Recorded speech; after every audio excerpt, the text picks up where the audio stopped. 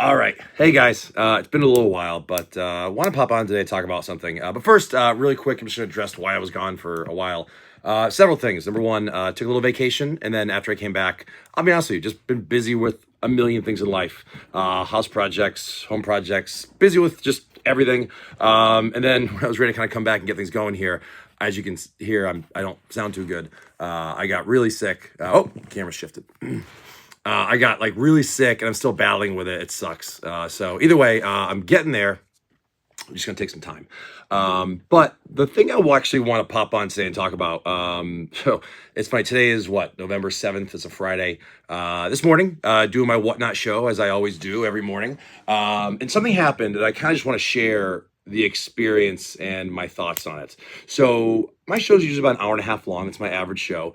And maybe like 25, 30 minutes in or so, someone came into the show, and I'm going to get this. It's not going to be verbatim what they said, but basically they're like, don't buy from this person. All their packs are overpriced. It's a bunch of scams. Come visit my show instead. Okay, that's someone put in my chat. Okay.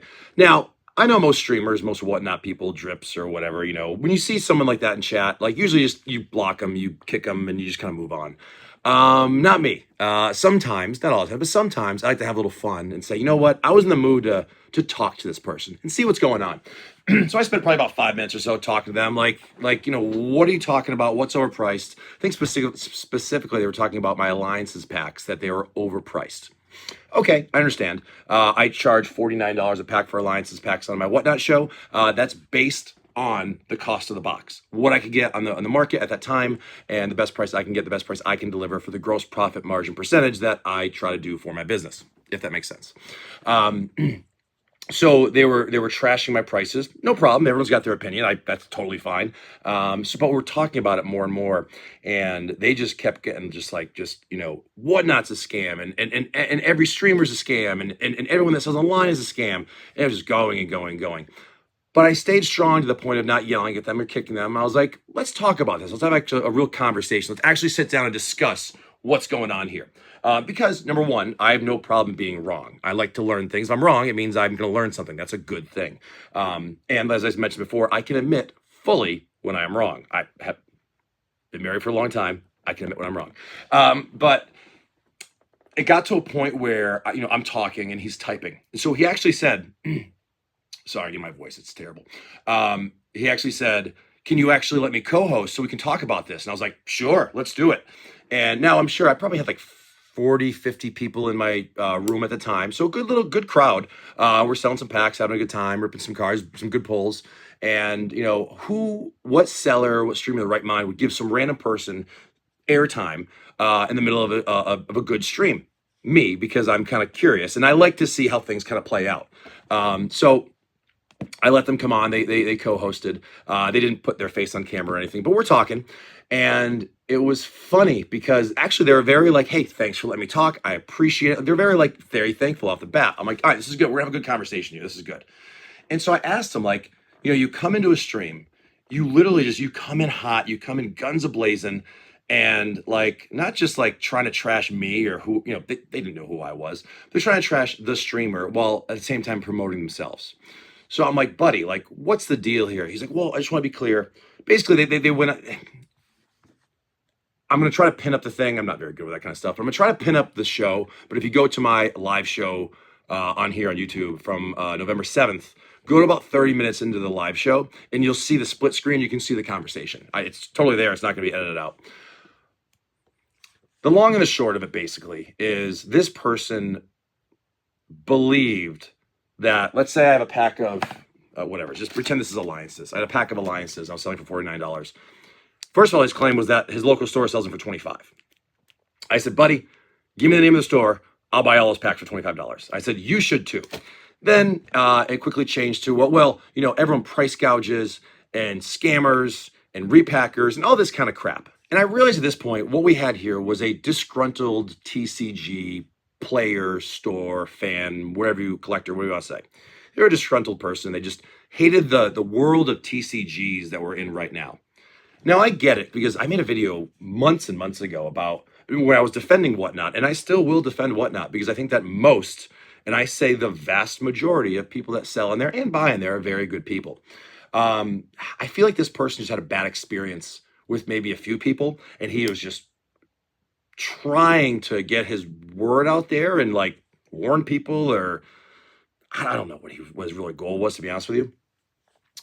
But once I started talking to him, he goes, I'll go into a stream and let everyone know that they're scammers. He goes, then they automatically block me. I go, well, yeah, and this is, me and him talking. I'm like, yeah, buddy. I go, if you come into someone's stream, guns a-blazing, I go, they're just going to kick you out because it's bad vibes for the whole room.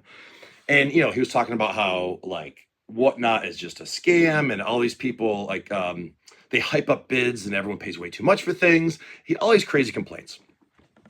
Over literally 30 minutes of talking to him, he admitted to not knowing, he barely plays Magic. He doesn't even know really anything about Magic. He does Yu-Gi-Oh! So he doesn't really know the prices of packs, even though he claimed that the pack prices were too expensive. The biggest thing was when we were talking about, this is crazy, we were talking about auctions. He's like, well, you know what's crazy? He's like, when someone starts has a $20 card and they do an auction starts at $1. He goes, and people bid it up to $40, $50. I went, yeah. What's your point? He goes, well, that's a ripoff. He goes, you guys as sellers shouldn't allow that.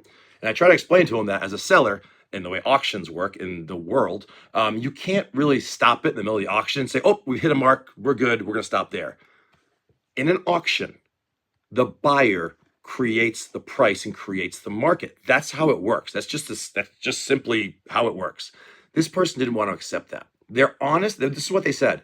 They felt that, let's say you had a $20 card and you're running an auction for it. You start at $1 or whatever it is. At some point, and he said about 10% more than the value of it, so $22, the seller is supposed to cancel the auction and stop it right there and then refund the money. That's what he said.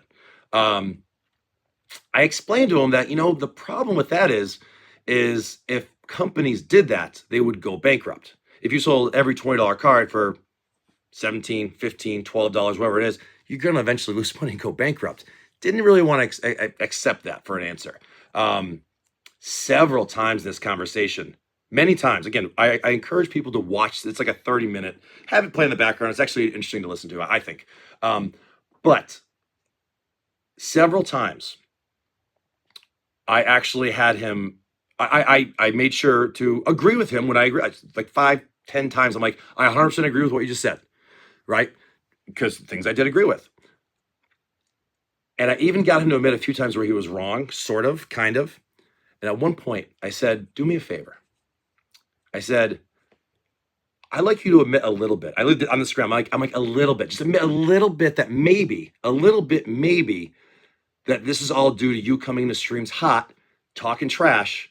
That's why you're getting kicked out. He goes, no, don't think so. So I guess the long and the short of it is, this person came on my stream. I was just, again, I get curious in these situations. I like weird situations. I'm curious. I want to see what's going to happen. So I invite people to do that kind of weird stuff. Sure, why not? I spent a good half hour talking to this person. And eventually I said, dude, at this point, I'm going to cut you off. I'm like, thanks for the conversation. I go, but this is just like, you're not open and willing to listen. Dropped him from co-host, kicked him out. He's never coming back. I didn't want to kick him out, but honestly, this was the kind of person that was, I think, very toxic.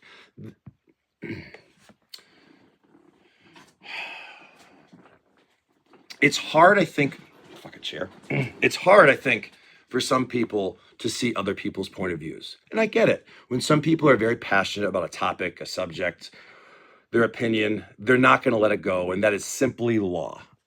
I understand the mindset. That's not how I work, though. I firmly believe in listening to people, being open-minded, open to ideas, because no one's 100% right all the time. Although there are a lot of people that think they are. Again, I know I'm not right 100% of the time. I fully admit it all the time. I always say I'm the first one to admit that I'm wrong. I think that's a good trait of myself, because I can admit it and learn and move on. And the biggest thing, this is just on my mind, because the biggest takeaway for something like this, I encourage people, if you're curious enough, to check out that, even a couple minutes of it, you'll get what I'm talking about. You're going to watch the whole thing. Watch 2 minutes of it. You'll get what I'm saying.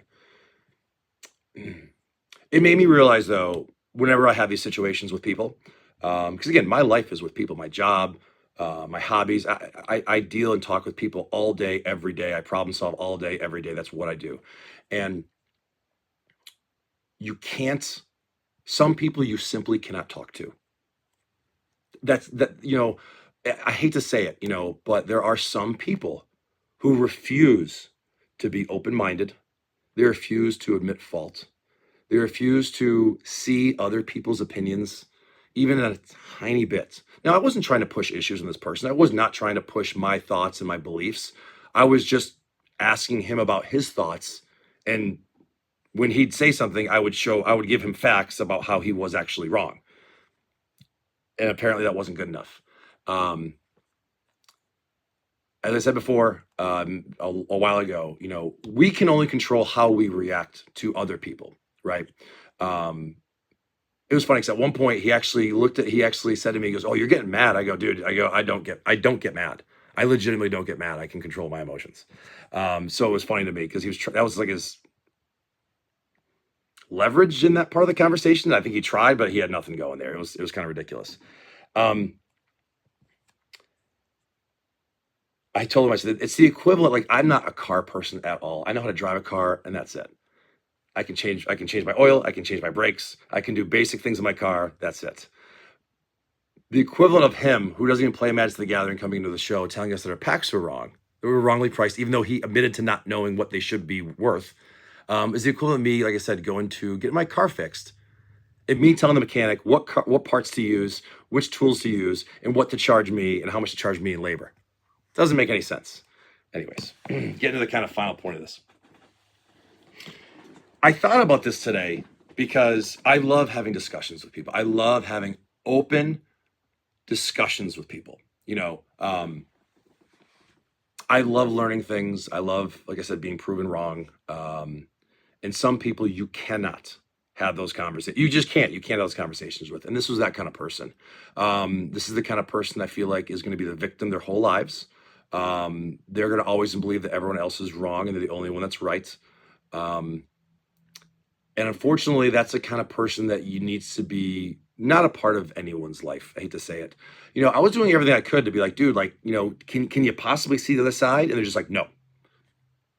That's when you can't have a discussion anymore. That's when you can't have a little debate anymore. That's when you can't have even an argument anymore. That means the conversation's over.